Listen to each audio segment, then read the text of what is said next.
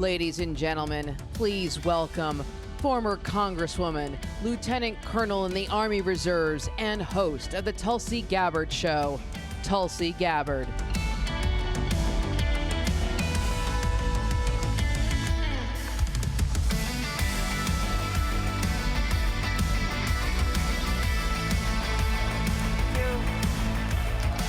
Thank you so much. Aloha. It's great to see all of you here today. Great to be among you. We are facing great challenges in our country. Now, for me, 20 years ago, I joined the Democratic Party because I was inspired by Democrats who took a stand for peace, who protested against the Vietnam War.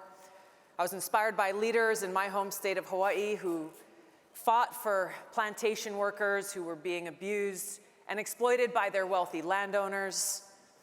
I was inspired by leaders like Martin Luther King, JFK, and I was drawn to the ideals of the Democratic Party at that time that welcomed all people from different backgrounds and views, that stood up and fought for working men and women, fought for the little guy, and that actually took a stand for free speech, for civil liberties. Now, as I stand here before you today, I am no longer a Democrat.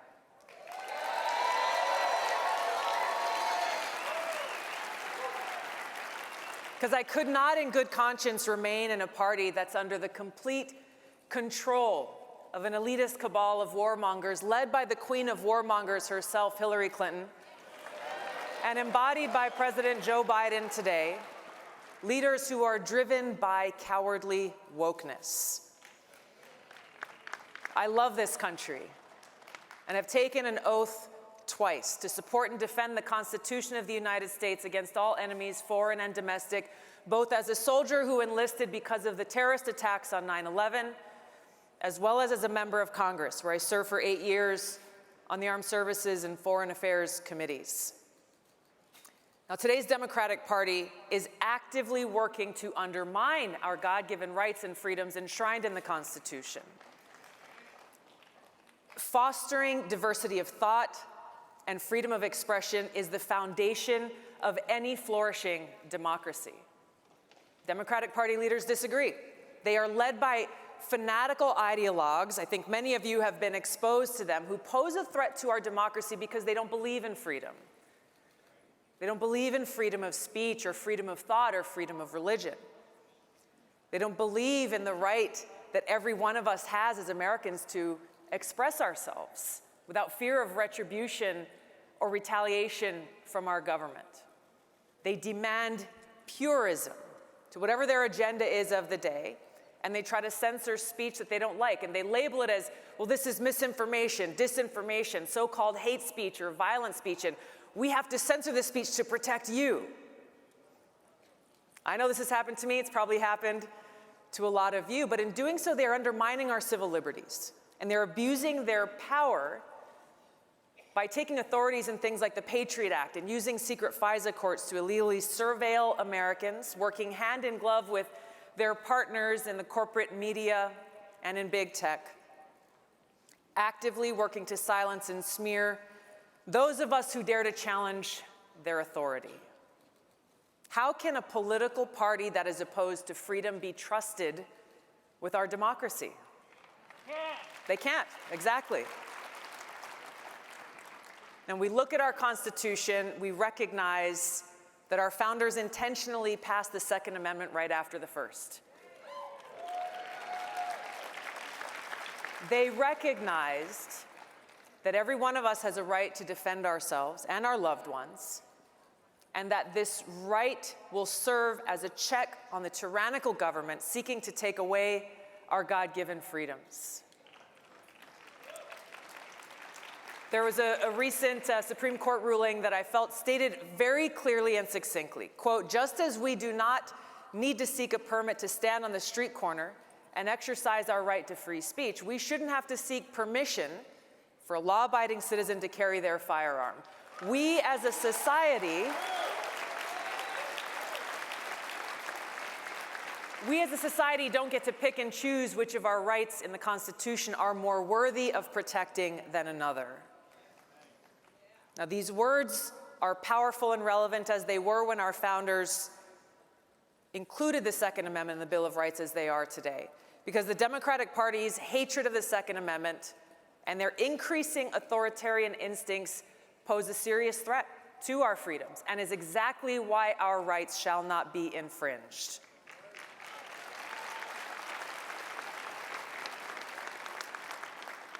Our founders were visionaries in many ways, and they recognized that our freedoms come from God, not the government.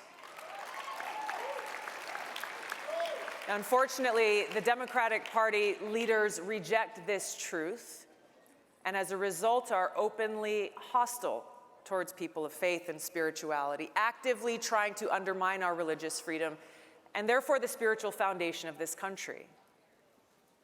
We've seen over time how high-profile Democratic leaders mock or openly discriminate against people of faith, especially Christians, as we went back to the nomination of Amy Coney Barrett to the Supreme Court, her faith being judged. We've seen most recently the FBI setting its sights on those they deem as radical traditional Catholics, suggesting that they need to develop sources within the church and go and monitor people in their place of worship. One of the characteristics of a radical traditional Catholic is you choose to go to traditional Latin Mass. Insanity. Thomas Jefferson said, "God who gave us life gave us liberty. Can the liberties of a nation be secure when we have removed a conviction that these liberties are the gift of God?" To recognize each other as children of God is to appreciate that every one of us belongs to God and to no one else. No government, no person, no individual has the right to take away the freedom that God has given us. This is the foundation of the social construct that is the United States of America. This is the core of who we are as Americans. Love you too.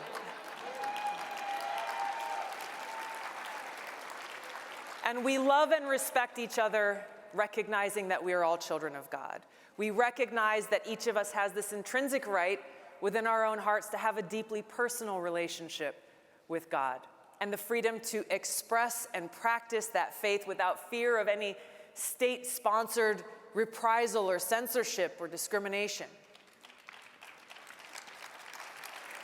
Any political party that is trying to erase the presence of God from every facet of public life, as the Democratic Party is doing, and is hostile towards those who choose to worship God, they cannot be trusted to protect our inalienable God-given rights enshrined in the Constitution and should not be in power.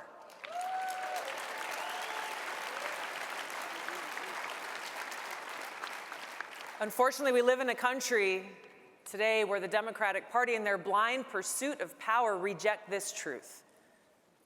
They refuse to recognize that we are all God's children, and therefore they reduce each of us to the color of our skin.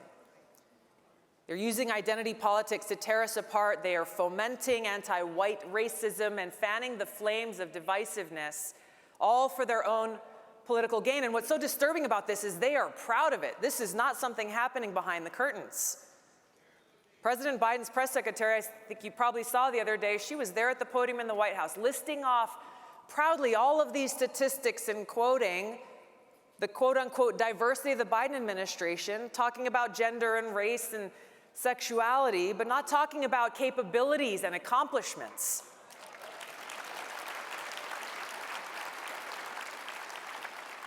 They're directly betraying Dr. Martin Luther King's dream as they racialize every issue, doing the exact opposite of what Dr. King preached, judging us purely based on the color of our skin, rather than on the content of our character. They've become the racists that they claim to hate, and dangerously they reject things like objective truth. They reject the fact that there is such a thing as a woman. think all the ladies here can attest to we are in fact real. Yes?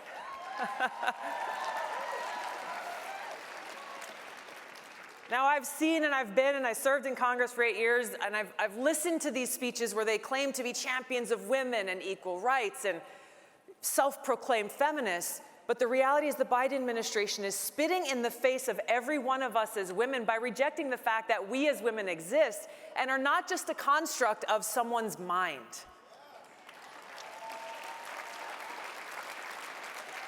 And this right here is their hypocrisy exposed. There is no greater expression of hatred and hostility towards women than trying to erase us as an entire category of people.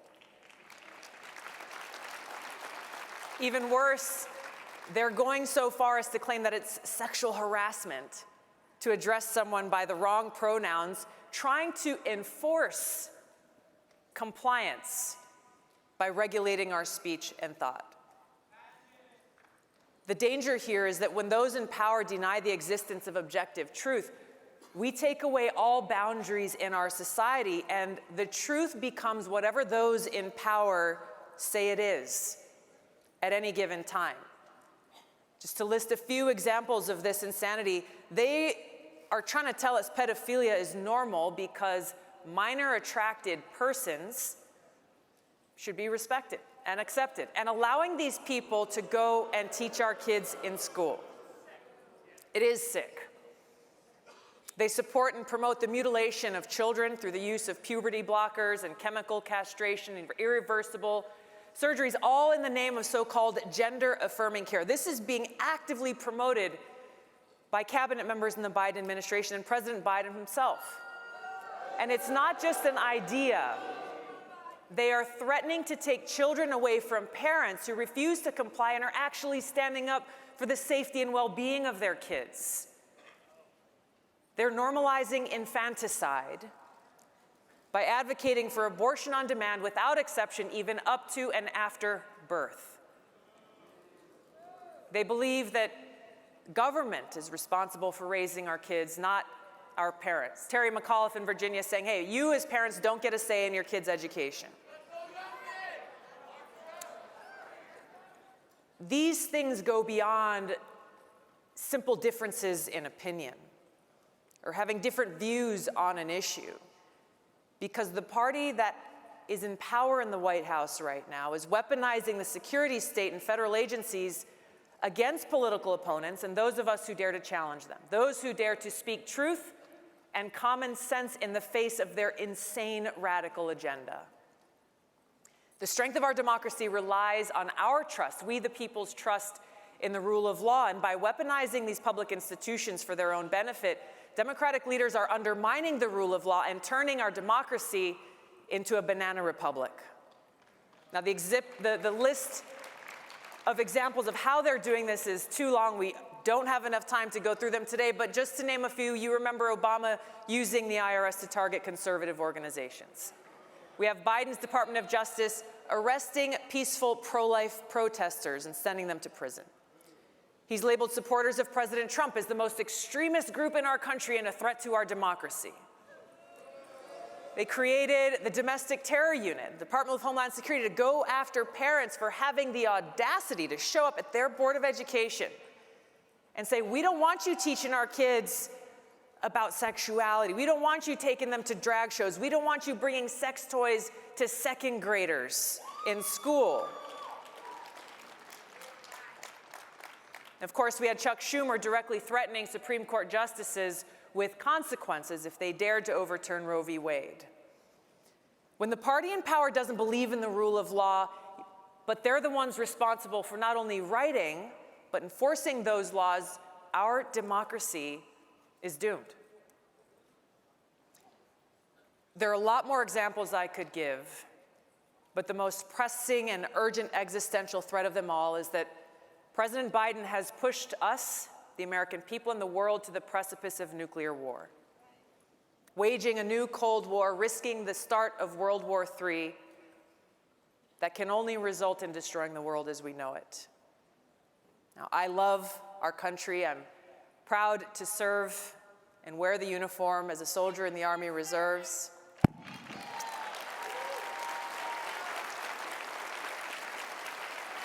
And as a soldier, I know firsthand the importance of ensuring our military is trained, ready, and capable to fulfill our mission, to ensure the safety, security, and freedom of the American people. So no matter how much lip service President Biden and the Democratic Party give as they say, well, we are for freedom and security and democracy, the reality is that they don't really care about any of those things. They are focused on filling the pockets of their bosses in the military-industrial complex, despite the fact that doing so actually undermines our national security, economy, and future. Now, President Biden and warmongers from both parties in Congress, they've sent now over $100 billion to fuel this proxy war that the United States and NATO is waging against Russia through Ukraine. Last week, it was another $500 million. Yesterday, it's another $400 million of our taxpayer money, continuing to escalate this war that could at any moment spark a direct conflict between the US and NATO and Russia, the world's most nuclear-armed country. Now, the insanity of all this is you have President Biden, leaders in the Biden administration, warmongers in Washington, all talking about this as though it's just another day, talking about the prospect of World War III and nuclear war with a straight face about how it can be won. Now, President Reagan understood how ridiculous that notion is and how dangerous it is. He recognized the existential threat of standing on the brink of nuclear war, and he said a nuclear war can never be won and should never be fought. It was true then, and it's true today.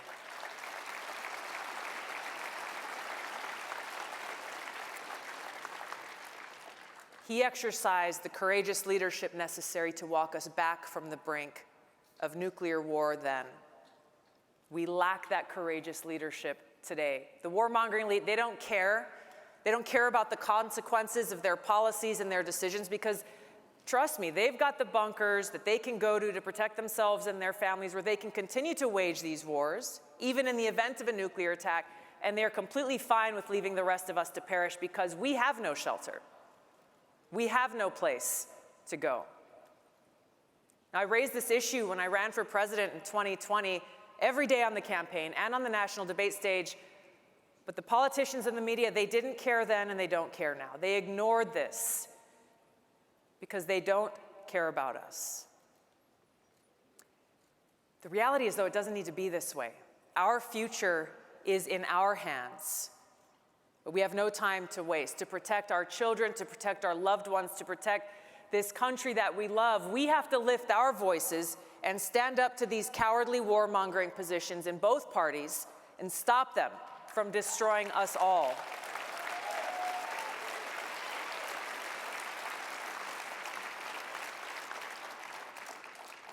Now, when I was deployed to Iraq during the height of that war, there was a big sign at the main gate that our patrols went into and out of every single day. Now, that sign struck me the first day that I saw it, and every day after. It read in big block letters, "Is today the day? Is today the day?" It was a daily reminder to me and to every one of us that any day could be our last. It was a reminder to me to take shelter in God and His unconditional love, and to make the most of every day that I have to do my best to love Him and to live a life of service that's pleasing to Him. The truth of that message on that sign is just as relevant to us here today as it was to those of us who were deployed to Iraq. Life is short. None of us knows how much time we have. And so, as Americans who love this country, no matter what our differences may be, as people who cherish peace, security, and freedom, we have no time to waste. Our country is calling on us.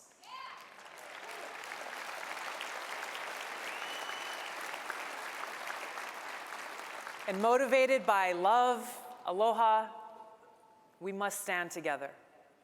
We must draw inspiration from the ideals and hopes that our founders had for this country, the hopes that they had for us, and be the spark that lights that fire of change where we can save our country, defend our future, and truly bring about a government of the people, by the people, and for the people. God bless you all. Thank you very much. Aloha.